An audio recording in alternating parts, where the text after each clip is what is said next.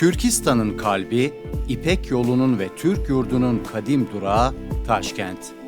Bazı şehirler sadece taşla, toprakla değil, acıyla, sadakatle, inançla inşa edilir. Özbekistan'ın pamuk tarlalarından yükselen o bembeyaz umutların adıdır Paktakor.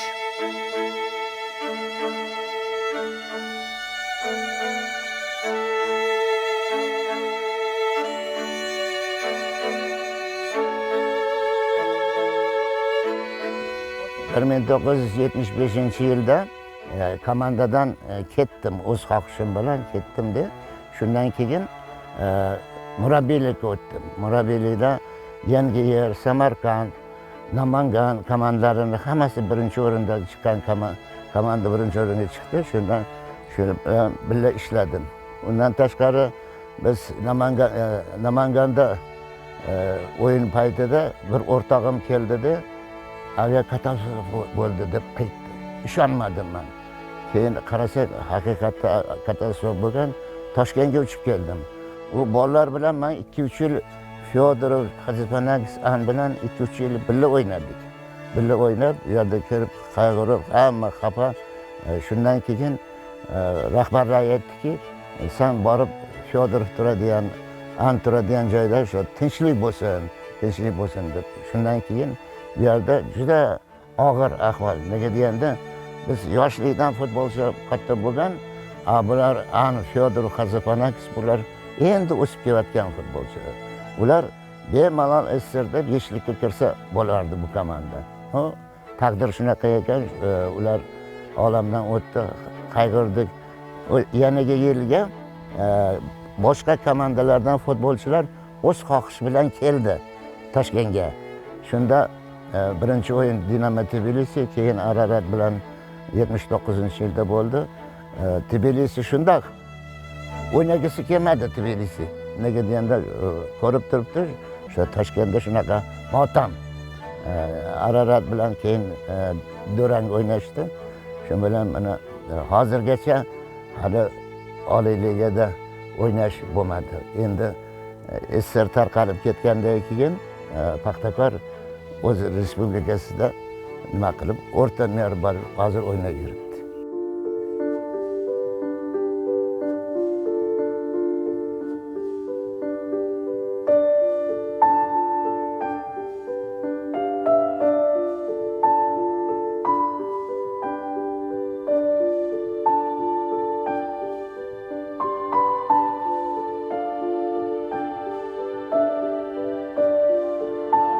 Xotira turniri Jizzaxda bo'lib o'tdi.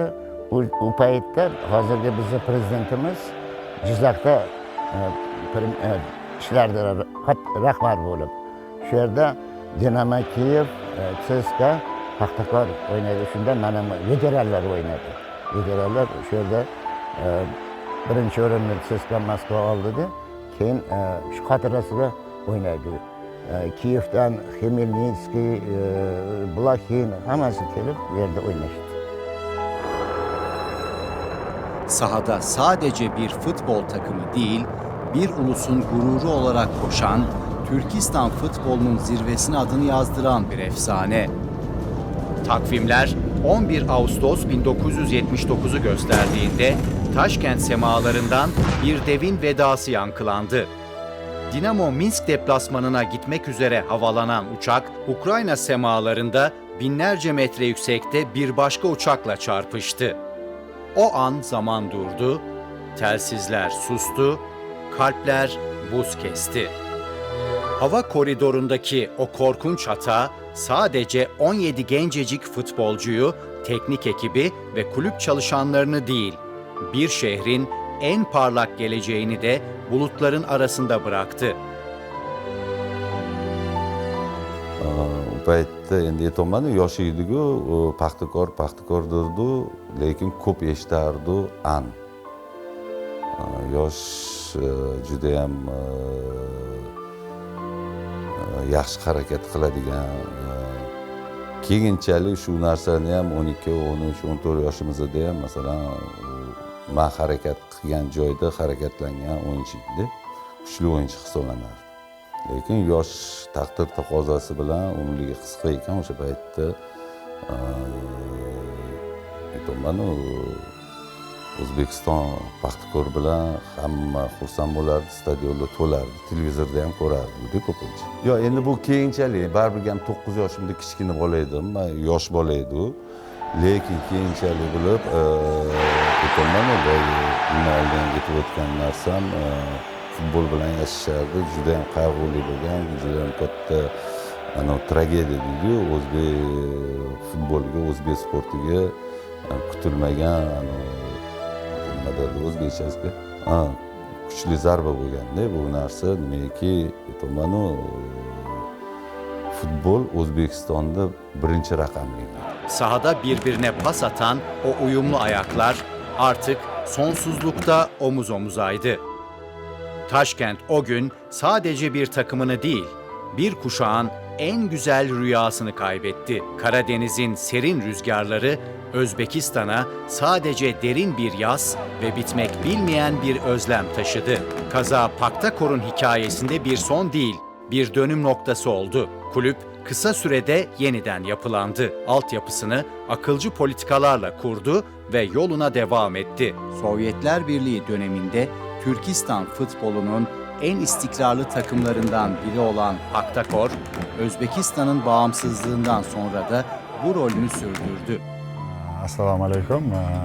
Paxtakorda 2002-yil futbolist bo'lib kelganman, 18 yoshimda. Undan keyin 15 yil shu Paxtakorda futbolchi o'ynaganman. Undan keyin 21-yilda Paxtakorga yordamchi murabbiy bo'lib kelganman. 3 yil ishlab kelib, hozirgi kunda bu yildan boshlab bosh murabbiy sifatida ishlayman. Endi u 79 bo'lgan falokat Paxtakor uchun juda katta. Paxtakor o'ziga kelib, hozirgi kunda butun O'zbekiston sbornisiga futbolchilar yetkazib turadi. Paxtakor O'zbekiston chempionati 16 karra chempion bo'lgan. Paxtakor oldiga har doim oliy maqsad qo'yiladi, kubok yutish, chempion bo'lish. Bu yil faqat kubok yutdik, chempion bo'la olmadik, lekin Paxtakor jamoasi har doim bu Paxtakor O'zbekistonning brendi. Paxtakor shunga har doim oliy maqsadlar qo'yadi, har doim chempion bo'lib, liga chempionligida o'ynash Paxtakor uchun bu обязательно bo'ladi.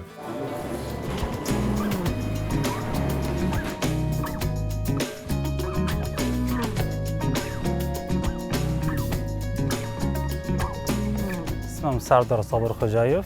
2019-yildan beri Paxtakor tarkibida to'p suraman. Bugungi kunda Paxtakor jamoasi sardori hisoblanadi.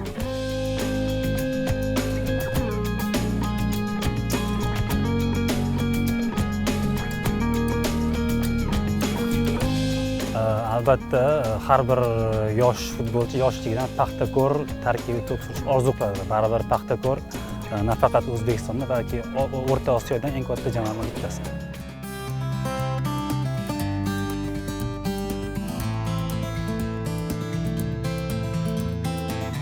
Assalomu alaykum avvalambor.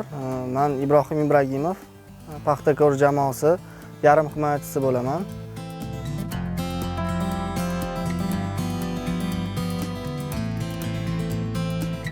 Paxtakorga 2024-yil kelib qo'shilganman. Ikkinchi davrada kelib qo'shildim. Bundan oldin bizda U23 jamoasi bilan Parij Olimpiadasiga chiqdik. Bu O'zbekiston tarixida birinchi marta sodir bo'ldi. Juda ham qiyin yo'llarni bosib o'tdik. Olimpiadagacha 5 yil mehnat qildik, buni ustida ishladik va Allohga shukr Olimpiadaga chiqdik. Olimpiadada endi ozgina tajribamiz yetishmadi deb o'ylayman. Guruhda qolib ketdik, chiqolmadik. Bu yoqda Ispaniya terma jamoasi, Misr terma jamoalariga qarshi munosib qarshilik ko'rsatdik. U jamoa baribir o'zbek futboli muxlislari qalbida, futbolchilar qalbida umrbod, men desam ekan, xotir bo'lib qoladi baribir. Chunki qiyin, men desam ekan, fojiani boshdan o'tkazgan futbol muxlislari o'zbek futboli.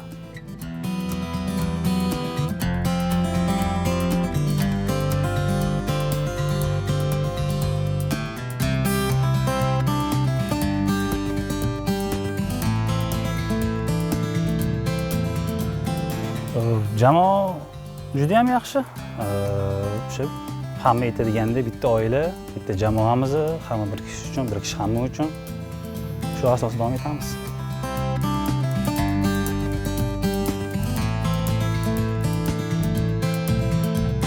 Oldingi futbol bilan hozirgi futbolning farqi juda katta deb o'ylayman. Chunki oldin baribir bunaqa sharoitlar bo'lmagan. Maydonni, stadionlarning holati eng katta farq menimcha tezlikda deb o'ylayman. Hozir juda ham futbol tez, yanada yaxshi rivojlanyapti futbol. Shunda deb o'ylayman, tezlikda deb o'ylayman. Mashg'ulot paytida murabbiylarimiz qattiqqo'l. Maydonga chiqqandan keyin qattiqqo'l bo'lmasa bo'lmaydi, lekin maydondan chiqqandan keyin aka-ukadek hazillashib, kulishib, kerakli paytda beramiz shunaqa qilib.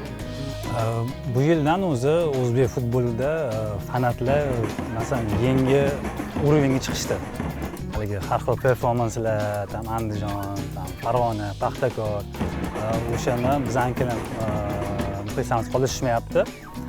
Har doim qo'llab-quvvatlashadi bizani yutqizsak, o'shaning uchun biz bilan xalq xursandmiz, rahmat aytamiz. Kelajagida hozir porloq Paxtakor akademiyadan bolalar chiqishadi, xudo xolasa keyingi yil maqsad chempionlik. Men ham shunday aytmoqchi edim. Hozir bizda 7 kishi qolgan.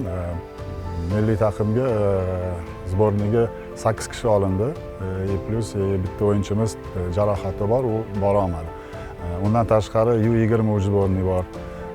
U17, U18 o'shanga bizdan kamida 20-25 kishi FIFA kunlari sborniga ketadi. O'shanga biz yoshlarni olamiz, 2008-yil bolalarni, ularni ham biz bilan trenirovka qilib, ozgina Oliy ligani, Paxtakorni atmosferasini ko'rish uchun chaqirib mashg'ulot o'tkazamiz.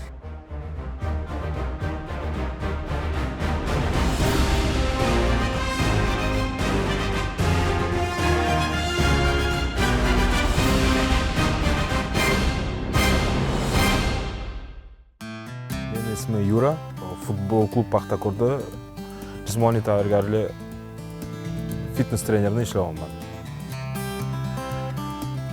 Men O'zbekiston jismoniy tarbiya institutida bitirganman, magistr lavozimda. Keyin 10 yil domla bo'lib ishlaganman shu institutda. Institutdan keyin Paxtakor klubida ishlashni boshlandim. Kulüp kısa sürede yeniden yapılandı. Altyapısını akılcı politikalarla kurdu ve yoluna devam etti. Sovyetler Birliği döneminde Türkistan futbolunun en istikrarlı takımlarından biri olan Paxtakor, Özbekistan'ın bağımsızlığından sonra da bu rolünü sürdürdü. Я сам родился в 1974 году, а в 1979 Paxtakor команда разбилась. И мне было тогда 5 лет. И даже я помню тот момент, когда даже в 5 лет все люди в Узбекистане были потрясены тем, что команда разбилась. Я помню этот момент. По радио передали, что команда Paxtakor разбилась.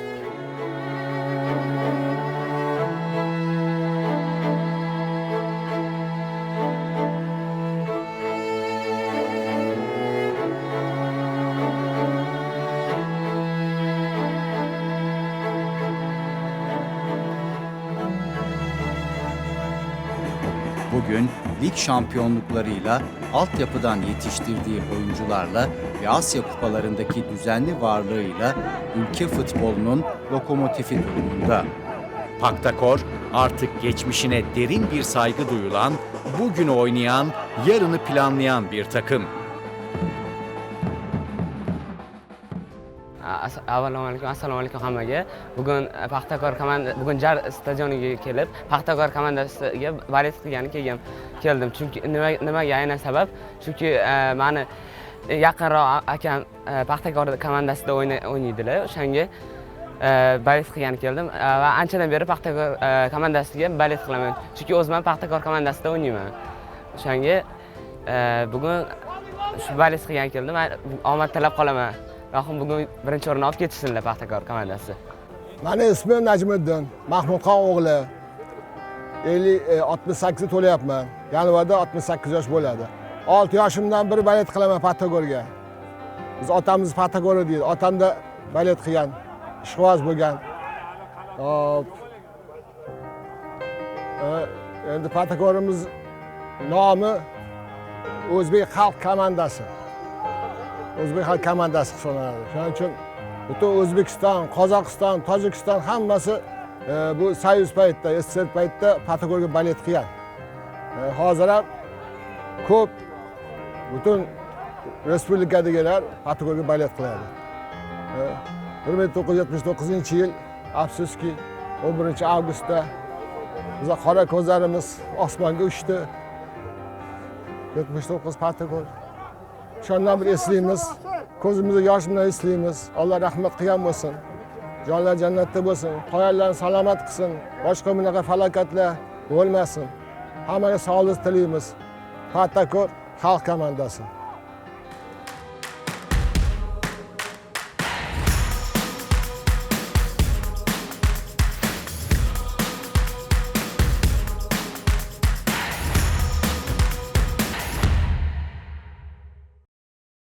Birçok futbolcu için bu kulüp profesyonel kariyerin ilk durağı oldu. Bugün A takımda forma giyen isimlerin önemli bir bölümü bu altyapıdan yetişti. Burada amaç sadece futbolcu yetiştirmek değil. Paxtakor çocuklara bir oyun anlayışı, bir takım bilinci ve bir sorumluluk duygusu kazandırıyor ve her yeni jenerasyonla birlikte kulübün yarını yeniden inşa ediliyor.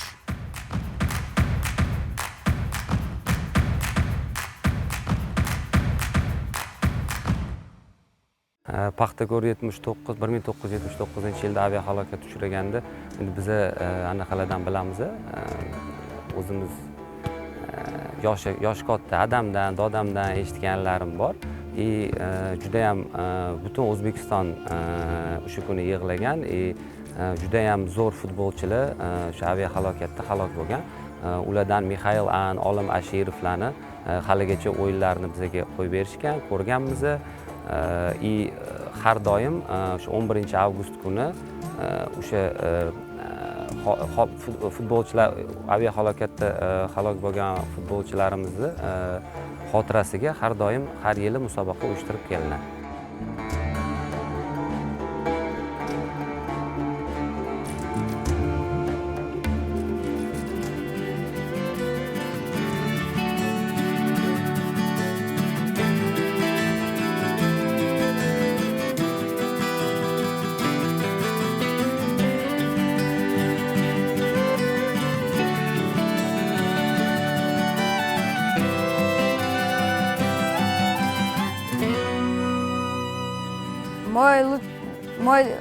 Мои друзья, они все отличные, со мной всегда дружат, лучший друг Сулейман.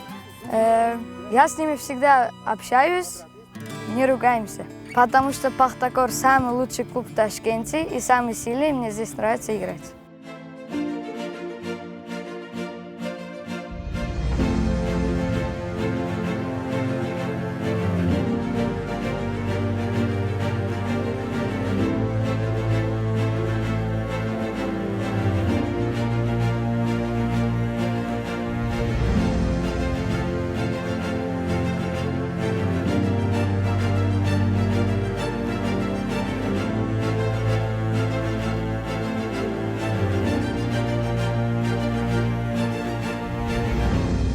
Paxtakor artık geçmişine derin bir saygı duyulan, bugünü oynayan, yarını planlayan bir takım.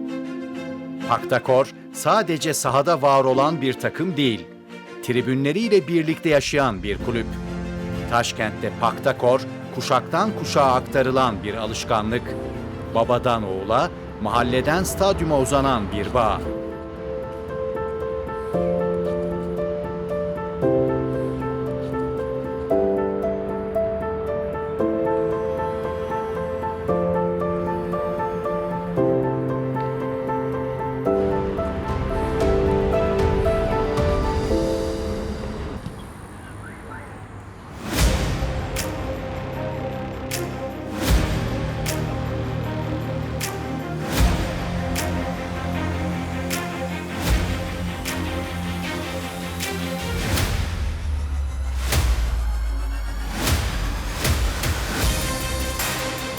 Sezonlar değişti, kadrolar yenilendi ama tribündeki destek hep sürdü.